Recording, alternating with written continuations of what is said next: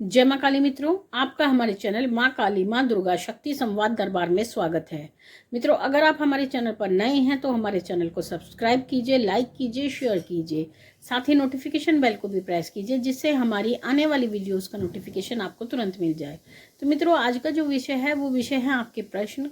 जो प्रश्न आप पूछते हैं कमेंट के माध्यम से, आज हम उन्हीं प्रश्नों को लेंगे और वो प्रश्न जिन बच्चों के हैं उनको तो हल मिलेगा ही, साथ ही जिन बच्चों के वो प्रश्न है जो उत्सुकता है, जो जिज्ञासु हैं, उनको भी अपने प्रश्नों का उत्तर मिलेगा। तो सबसे पहले हम प्रश्न लेते हैं अमर सिंह जी का। इन्होंने बोला है, गुरुमा चाणी स्पर्श में पलवल से अमर सिंह। गुरुमा, मेरे मन में एक सवाल है, मैं किसी का बुरा नहीं करता हूँ पर लोग मेरा बुरा क्यों करते हैं। देखिए अमर जी, पहली बात तो ये कि आपकी आत्मा अगर किसी का बुरा नहीं करती है, मन में विचार नहीं लाती है और ना ही आपका शरीर किसी के बुरा करने के लिए कर्म करता है, तो इसका अर्थ यह है कि जो आपकी आत्मा है वो पूर्ण रूप से शुद्ध आत्मा है। अर्थात आपके मन में कोई भी मलिन विचार, गलत विचार, किसी का अनिष्ट करना, किसी के प्रति शत्रुता का भाव ना आना, तो ये आपकी आत्मा की शुद्धिकरण का प्रतीक है। और जो लोग किसी के बारे में बुरा सोचते हैं, बुरा करते हैं या अच्छे व्यक्ति के लिए हमेशा कुछ ना कुछ बुरा करने का प्रयास करते रहते हैं और उनसे अकारण शत्रुता निभाते रहते हैं, तो इसका अर्थ यह है कि उनके ऊपर पाप प्रभाव है और उनकी जो आत्मा है वो पाप आत्मा है जो उन्हें पाप की ओर अग्रसर करती है।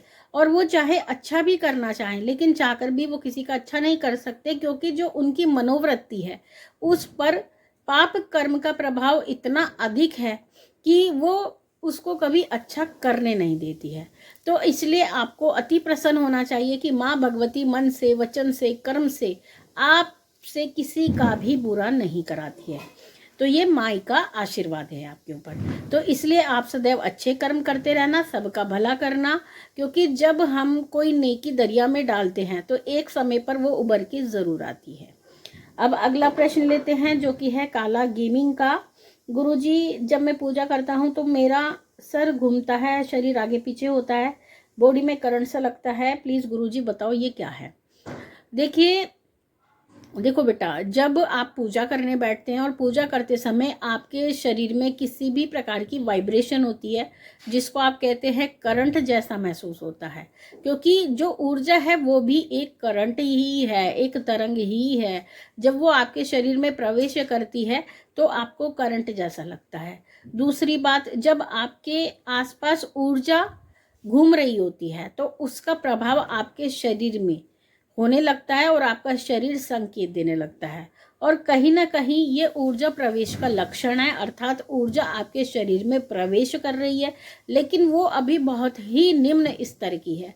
जैसे जैसे आप पूजा पाठ करते जाएंगे तो ये ऊर्जा बढ़ती जाएगी और बढ़ते बढ़ते यही ऊर्जा आपके शरीर पर आकर के वचन भी करेगी, आपका जो आध्यात्मिक मार्ग है उसको प्रशस्त भी करेगी। अगला प्रश्न लेते हैं हम युवराज पदम जी का। इन्होंने बोला है, क्या सवारी वाले रिलेशनशिप में रह सकते हैं। बिल्कुल नहीं रह सकते।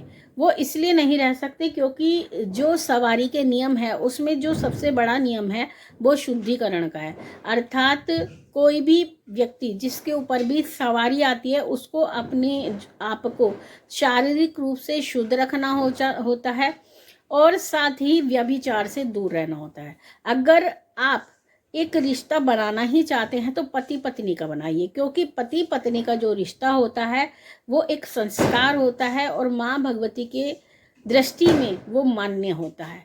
तो पति पत्नी रह करके आप एक रिश्ते में बंध करके रह सकते हैं, और अगर आपका विवाह नहीं हुआ है तो आप इस तरह के रिश्ते में कदापि ना पड़े, क्योंकि अगर आप ऐसा कृत्य करते हैं तो शक्ति आपका शरीर छोड़ के जा भी सकती है या फिर आपकी शक्ति रुक भी सकती है।